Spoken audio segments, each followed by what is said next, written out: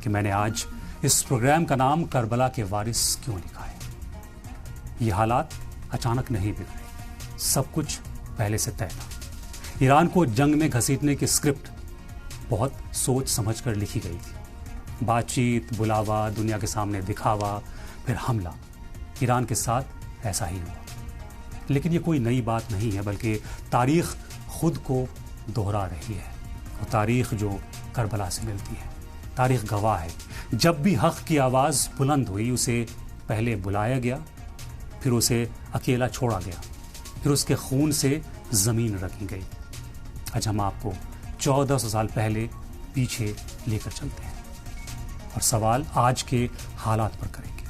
حسین ابن علی، محمد صاحب کے نواسے، کربلا آئے نہیں تھے، انہیں بلایا گیا تھا۔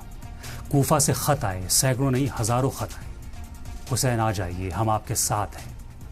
لیکن جب وہ مدینہ سے چلے تو راستے میں وفا نہیں، صرف سیاست میں بیعت کا دباؤ آیا۔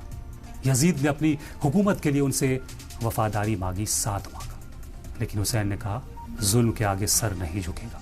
اور پھر کربلا میں وہ ہوا جس نے انسانیت کو ہمیشہ کے لیے دو حصوں میں بانٹ دیا، ایک طرف طاقت، دوسری طرف حق۔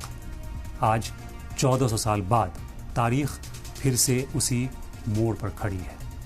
کہا گیا آئیے بات چیت کریں، پیغام بھیجے گئے، سفیر بلائے گئے، ڈائلاگ کی میز سجائی گئی، لیکن کیا ہوا؟